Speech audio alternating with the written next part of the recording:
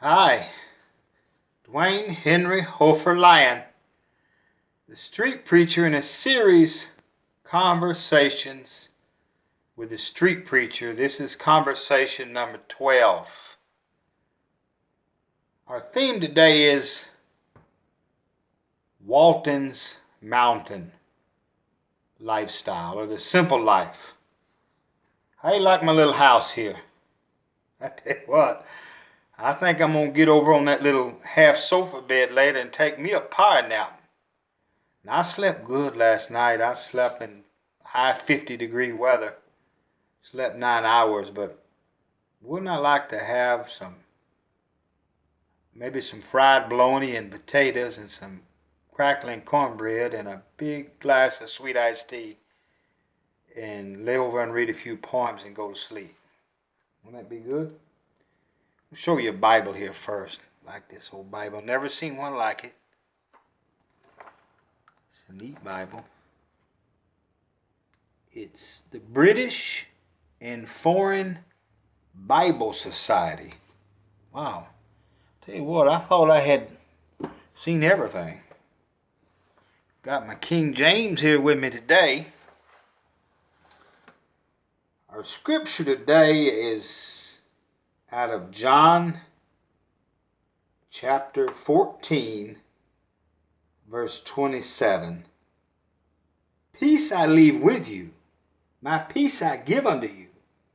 Not as the world giveth, give I unto you. Let not your heart be troubled, neither let it be afraid. I want to talk about the simple life. I believe there's a beauty in simplicity. I was raised in Jordan, Kentucky. State line run through a yard, 30 people. Right across the road was the most famous person who had ever lived in Jordan. His house was there. He was now a big lawyer. I can't remember his name. I believe it was some kin to the Miles. But anyway, old house. Mr. and Miss Smith lived over there. He retired from the railroad, and she'd always just took care of the house. Now, they didn't have any children.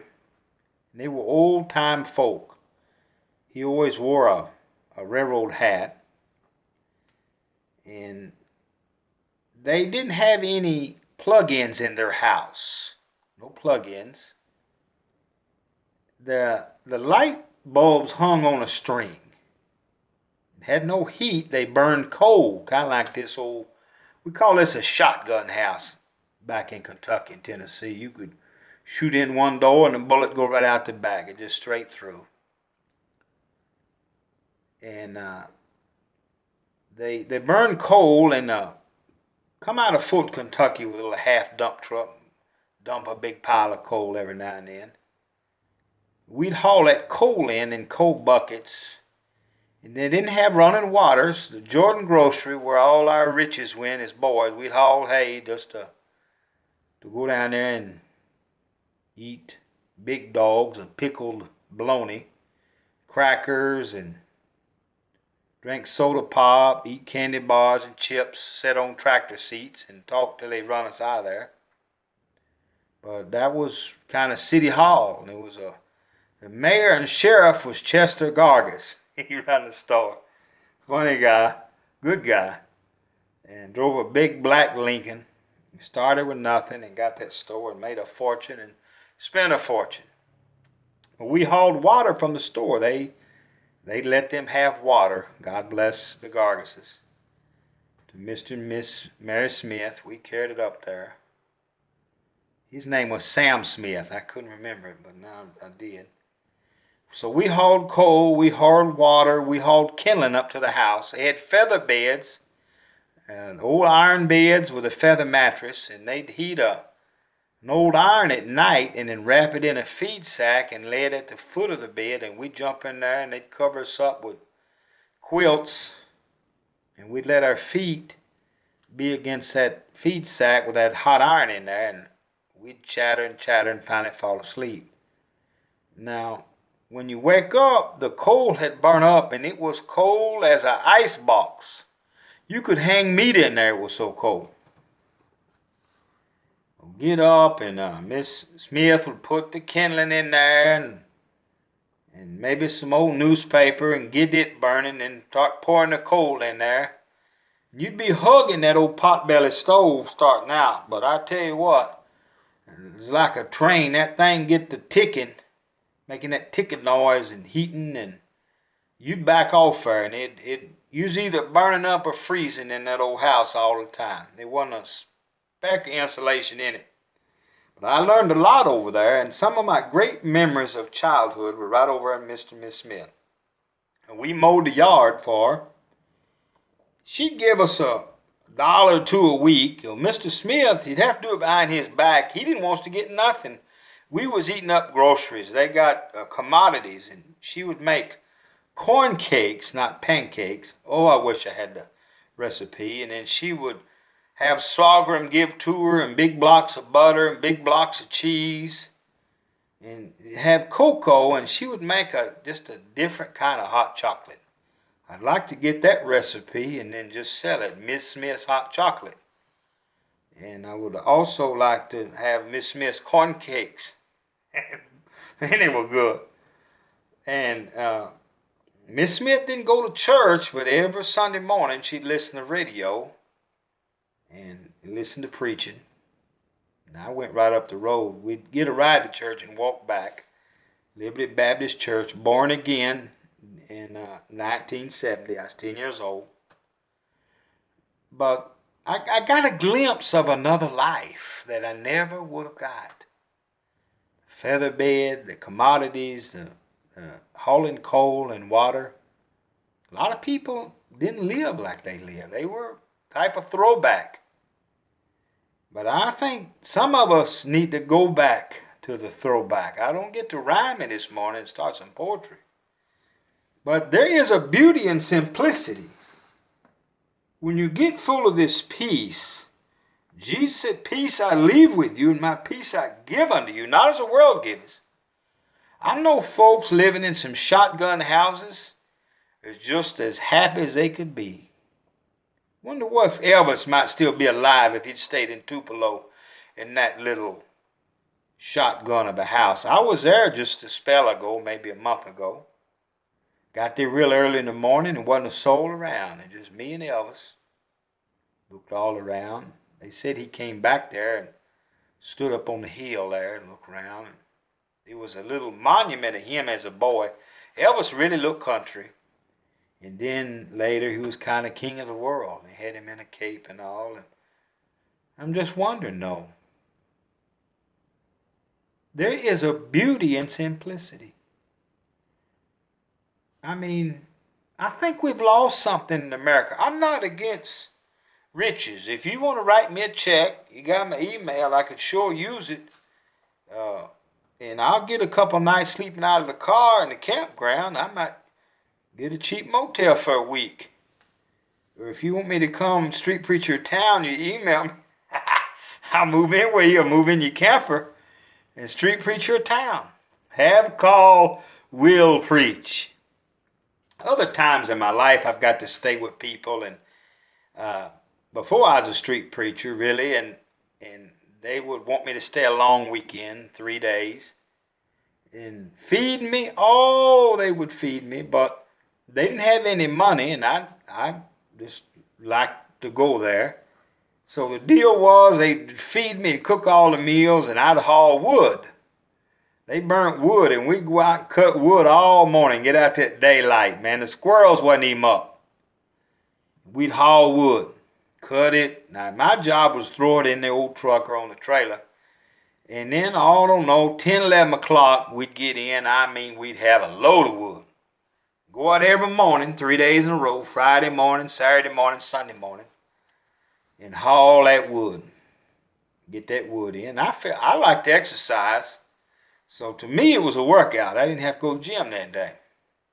And I liked fried taters and all that the dear woman cooked. And then at night, sometimes even get back early enough, we'd watch wrestling on TV. I didn't say wrestling. In Kentucky, we call it wrestling. Wrestling. But there's a beauty in the simple life. And you go in these type folks' home, man, they didn't have much, but they'd give you everything they had. You was welcome. You didn't have to have a reservation. And they'd all come to the door when you showed up and just be an excitement. They'd have you in, give you the best chair. I'd get right over and stretch out after I got a shower and lay out on that little sofa bed, I'm going to call it. I may get over after a while and just lay down for a while. And always it was a house full of pictures, and people just seemed to be chirping. They'd get in there, cook homemade biscuits, and you know, that was paid for all that wood you hauled. Man, I tell you what, I'd go right now and haul some more wood to eat like that. It was hospitality and neighborliness. Neighborly. Wish I could say that word. Neighborly. We need more neighborliness, not less. I pronounce it every which way. I got to practice more. We need to be more neighborly, folk. And now, I don't know. You have neighbors for 10, 20 years, you don't know them, you get ready to move, and they come over and try to fire sale and buy out what you got for nothing. Tell you it ain't worth nothing, try to buy it. That's not a neighbor. So I'm going to build me an old house like this and have an old house. I like a simple life. Jesus was simple. He built us a mansion, but he didn't live in a mansion on earth. And we got some preachers living in mansions. I ain't going to go there. I'm just a country street preacher, a Cajun hillbilly. But I'm excited. Now, we'd haul that water. I remember when I hauled hay, we'd be out there and there was a big old aluminum cup out there. We'd have to pump the water. Pump that pump and water would come up. Man, that water was cold. We'd eat rag bologna and make 2 or 3 sandwiches and hungry. Man, you get out there and haul that hay and you was hungry. And we had mayonnaise, bologna, bread, and that's about it. Now, back in the day, we eat a lot of tomato sandwiches. We called it tomato. Salt, pepper, mayonnaise, and tomato. Tomato. I remember some folk telling me, I believe my dad, they just had mayonnaise sandwiches back in the day. They had no tomatoes. I mean, but you know what? I've been in Haiti and ate chicken feet.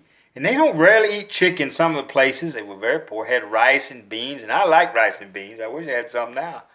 And I'm getting hungry talking about all this food. But when I would go, they would get out and get a chicken. I was special guest. Wasn't that nice? Man, they cook a chicken. And as the guest of honor, I'd get the chicken feet. Tell you what, after that first trip, I made sure I took somebody with me and made sure they was a guest of honor. And they ate the chicken feet. There's a beauty in simplicity. There's a lot of folk living in mansions just miserable. Miserable.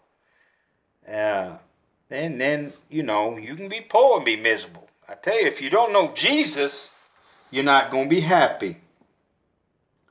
But if you know Jesus, you know Jesus and you know peace. N-O Jesus and N-O peace. All right? Know Jesus. K-N-O-W and know peace. God is good. Jesus is coming soon. If I get a mansion in heaven, I'm all right with it. But I wouldn't mind this little house here, just a shotgun house. And just live a simple life. I love you, friend. There's a Bible in this house. Hardly old schools are going. There's a Bible. Is there a Bible in your house? Do I need to come over and dust it off for you? Oh, I'm not trying to be mean. I love you, but I'm telling you the truth now. When it rains here, you can hear the rain in an old house like this. I like a house with a metal roof. You can hear the rain. There's beauty. You can look out the window and you look out here, it's beautiful. Cedar trees and flowers. It's cool here, still in the 60s, I think, so there's no heat, no plug-ins in this house. But it's nice. I wish you was here. We'd maybe make some corn cakes out on the fire. I'm going to roast some weenies after a while. I got a big rain last night, but I had my wood covered. It rained, but I covered it, then I got out and had me a fire last night. Slept in the car, but then I covered half and kept half, and then I got it for the night. I'm gonna have another fire, and I've got 12 hot dogs. I don't know how many I'm gonna eat. I ate the bologna I had. I still like bologna. But I love you. I love Jesus. Let's call it this: the beauty of simplicity.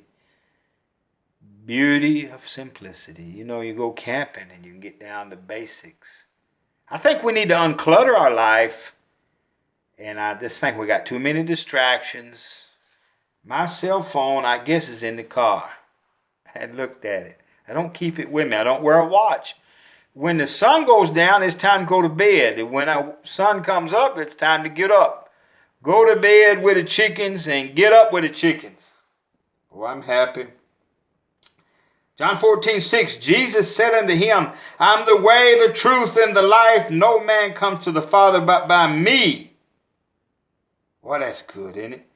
You know, ain't nothing in the Bible that ain't fun to read and fun to think about and meditate on. John 14, verse 1. Let not your heart be troubled. You believe in God? Believe also in me. 2. In my Father's house are many mansions. If it were not so, I would have told you.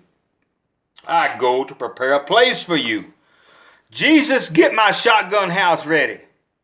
If you want me to live in a mansion, I will. But, you know, a little house like this, you get so many neighbors at a time in. And, well, I tell you what, I'm going to take me a little nap. I love you. Thanks for tuning in. Bye-bye.